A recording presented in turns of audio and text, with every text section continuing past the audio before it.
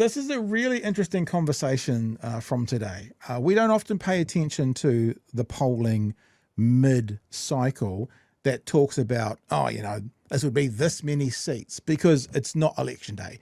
It's a snapshot, but it's not election day. What is interesting, though, was like preferred prime minister, things that talking about the individuals. Well, there is a group to do with the Herald that put out this program. I think they put it every year. It's called The Mood of the Boardroom. And the Mood of the Boardroom is speaking to CEOs about what they like and who they like within the government and who they don't like within the government. And one of the interesting things is it appears that there's two main points. Nicola Willis and Christopher Luxon don't feature in the top 10. And the other thing is how abysmal actually a lot of the ratings are. Let me show you the ratings first, and then we'll go to a TVNZ story. So the maximum you can score is 5. And there's only one minister. Now remember, this is only according to CEOs. There's only one minister that's over 4, which is Erica Stanford. So if you're thinking like the old school ways, Erica gets herself like an 80% mark, an 85% mark. Other than that, everyone is below 4. Winston Peters at 2, Chris Bishop at 3, Todd McClay at 4, Mark Mitchell at 5, Simeon Brown at 6, Judith Collins at 7, Brooke Van Velden at 8, Shane Jones at 9, Chris Pink at 10, and then Nicola Willis and Christopher Luxon. Now, I also notice in this list, no David Seymour. So Brooke Van Velden's in there, but no David Seymour in the top 10. So basically 2 of the political leaders of the current government, Luxon and Seymour, aren't in the top 10 of the ministers that this selected group of CEOs think are performing well, which in and of itself, Sean, is a commentary. Do you want to have any crack at that to start with, and then we'll watch the story on One News? What are your thoughts about that?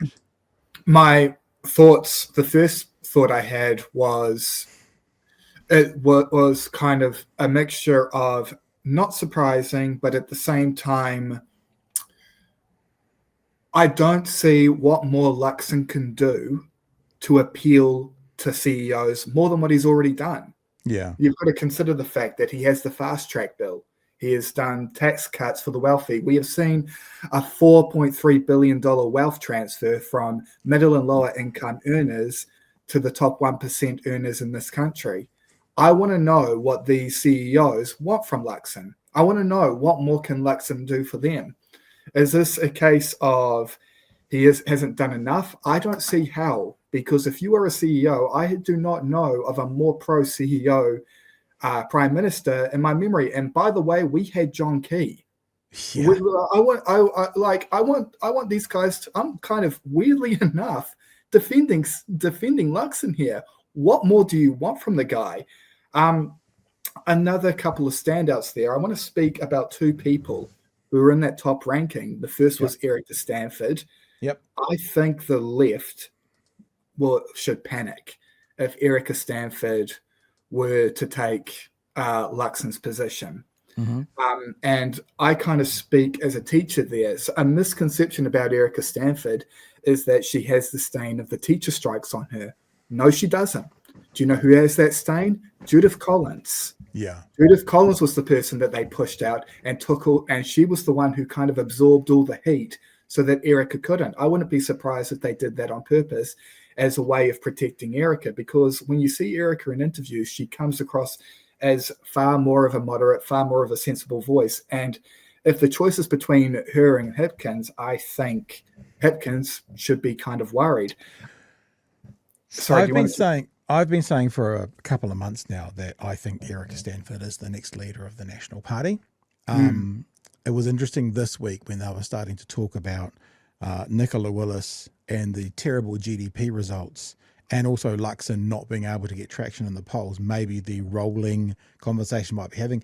And it seems that many within that kind of commentary position were saying Chris Bishop to lead and Erica is the number 2. Now, that hasn't really changed my thoughts around it, because much of what you're saying, let's put it in a way that may be unfair to Erica Stanford, but may be true. She plays the game very well. Now, me saying she plays the game very well might be her natural inclination. It might be actually genuinely who she is. That's either who it is, or she understands this game of politics better than the others, and that's why she comes off, I'm thinking, as what you've said. I also wonder about the Prime Minister in this. Maybe for the CEOs, maybe what they want in a minister is not just 100% about politics. Maybe because he achieves nothing and sort of does nothing, even though he's delivered up, a CEO's smorgasbord in their policy, maybe even a CEO will go, yeah, that's good, but there's other things I want as well. And maybe that's where he falls short, not delivering on whatever the other things would be, even though he is delivering the CEO stuff. You know what I mean? Yeah, absolutely. I would add, I wonder if there is a degree of introspection among these CEOs that, hey, Luxon has given you guys like essentially everything that you have asked for with the caveats you just listed. And you guys are in just as rough a shape as you were prior to that. And the economy is no better for it. I wonder if there's any kind of introspection in that boardroom. Something I would also, if you could go back, one person that is being slept on in that ranking is right there, Todd McClay. Todd McClay closed a deal in Saudi Arabia last week, a deal that will see 21 companies in New Zealand being able to trade in Saudi Arabia. I wouldn't be surprised if that factored into a lot of the CEO rankings. Yeah, it is interesting because, and we'll go to the one news story now, but with the greatest respect to these two human beings in front of us, Mark Mitchell and Wee Simeon, I think that forgetting who they are and what they're doing at the moment, they're in charge of two of the portfolios that are performing worst of all. I mean, the whole debacle around 500 new police and that not happening at all, it's just an embarrassment. Mitchell's got egg on his face like nothing more, but they've ranked him above Willis and Luxon, and then Simeon Brown in the health sector at the moment.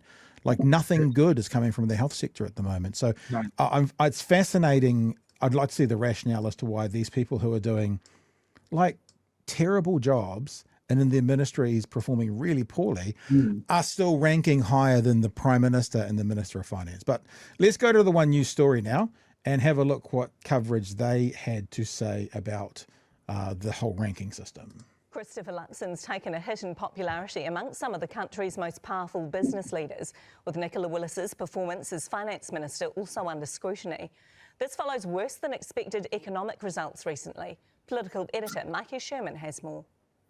The Prime Minister at the... Sorry, I was going to go back. I know we're looking at this together, but just to bring back to that attention of both what you said and I said, the third person in the photo with these two? Erica Stanford. Just to point out. Editor Mikey Sherman has more. The Prime Minister at the Departures Lounge today fending off questions over his political departure after a dramatic drop in approval ratings. How safe is Christopher Luxon? He's completely safe. Confirming he's not going anywhere. No, I'm here to do a job. I came to politics 4 years ago. But are you? An awesome country. The New Zealand Herald's Mood of the Boardroom surveyed 150 of the country's top business leaders, with confidence in the economy down on last year. My view is that we are doing the things that business want us to be doing, but you haven't seen all the results yet. They say we need just more time, but we don't have time to waste. 36,000 people have lost work since 2023. While Christopher Luxon shines on the world stage, CEOs say his government's lacking a clear vision back home, adding he doesn't take feedback well. Pretty clear vision. We're going to build the best damn small country on earth. Rating minister. Oh, the CEO-ism. Maybe that's why the CEOs don't like him, because they make them their title of CEO look like everyone goes, oh God, if this is what a CEO is all about, then that's awful. Let's actually. Sorry. Yes. Sorry, that's actually a really good point. I can't tell you how many times in teaching I have just seen kind of a teacher get really teachery, and I just kind of cringe. Yeah. I'm like, is that what we sound like? Yeah. You might have a point there. Yep, here we go. Is out of 5. Coming in at number 1 is Erica Stanford, with Winston Peters at number 2 and Chris Bishop ranked 3. But not even in the top 10 is David Seymour at 11, Nicola Willis at 13, and the Prime Minister ranked 15. Why do you think you didn't rank more highly? Because we're having an ugly recovery. Because I'm terrible at my job.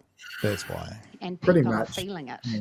I am the face of finance and economic growth. Yes. And until that Economic growth, the other one. Yeah. recovery is broadly felt and sustained, I expect that people will continue to challenge me. Erica Stanford asked if she backs Luxon as leader. Yes, he does have my full backing. He's doing a great job, and I'm very pleased to be and honoured to be part of his cabinet. And, you know, look, he has given me some incredible opportunities, as has the Minister of Finance. We play a team sport here, and yes, I'm captain, and I play a position on the team, but I can't be the You don't winger or really. the prop. Hang on. You don't really play a position in the team if you've got no portfolios. You're like in the UK in their football league. You're like the manager. You're a non-playing manager. You don't play on the team. You're like whoever is in charge of Manchester United right now.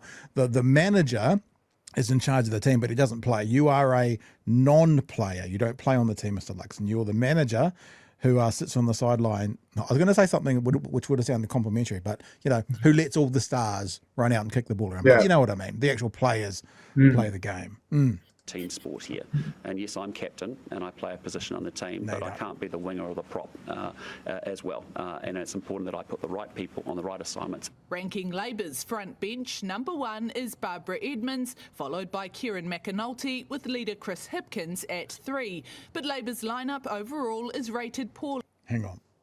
I just need to do this. What was Luxon and Nicola Willis at? Oh, good question. I think Luxon was 2.96, but you can go back and double check that. Let's go back. Come on. Freaking okay. Yeah. So Barb Edmonds, who is the spokesperson for, you know, she carries the shadow spokesperson, is at 3.2. So Barbara Edmonds from Labour is ranked more highly by the CEOs than Nicola Willis, Christopher Luxon, or I believe if we skip back, which we won't, my memory tells me David Seymour was like 3.17 or something. So Barbara, I mean, like, you wouldn't expect the opposition to be loved by the CEOs, and you wouldn't expect a left-wing government to be loved by the CEOs. But the CEOs rank Barbara Edmonds more highly than David Seymour, Nicola Willis, and of course Christopher Luxon. That's an indictment. See, we don't like looking at the number of seats that there might be, but this kind of data shows us something about the feeling of a sector right now. That sector is the CEOs, the ones that this government constantly says they're here for and they want to run the country like. So that's really interesting. Anything, Sean? Yeah, it is extremely interesting. If I'm Labour, I would not run on it. No, I agree. Yeah. So it's interesting. I think it's kind of, if you were to run at it, it should come from a position of, listen, this is how crap Luxon is. He's got the CEOs preferring us, and we are not the party of the CEOs. No, that's exactly right. Like, we don't care. Well, I wouldn't say we don't care in this world, but, you know, we don't care about the CEOs, and we're going to fight for their workers, the factory floor guys.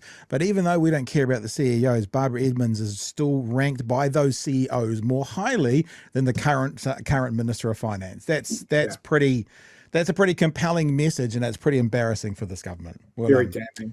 Yeah. We'll do this last 30 seconds. By business leaders, with calls for a stronger, more visible opposition and leader. Barbara, it's been reported that you have no ambition to be the Prime Minister either. Is that still the case? Still the case. Nobody wants to be the Prime Minister. But everyone does want to be in government. National has made big promises on the economy. They were elected to make things better, but things have been worse. We can't get it done in a term, team. And if you throw it up and put the other guys in charge, that puts the country at risk. The mood of the boardroom putting everyone on notice. Mikey Sherman, One News. Barbara Edmonds just doesn't want to be Prime Minister because she's got friggin' 8 kids. Where would she find time to be Prime Minister? How many kids did Jim Bolger have? 27. I can't remember. I don't know. So yeah, that's a real. I think one of the more interesting things of that whole situation is Barb Edmonds being preferred by the CEOs than those 3 people. The minister, so the shadow Minister of Finance, or the spokesperson for finance and Labour, is more preferred than the Minister of Finance. That's pretty telling. That's pretty telling as to the feel of these CEOs at the moment. It kind of illustrates to me how desperate they must be. Well, what more can you say? Yeah, there is no hiding from this. When you if I feel like that is your last kind of line of defense of, well, we've got the rich people on our side, and when they're turning on you, there's no kind of hiding from that.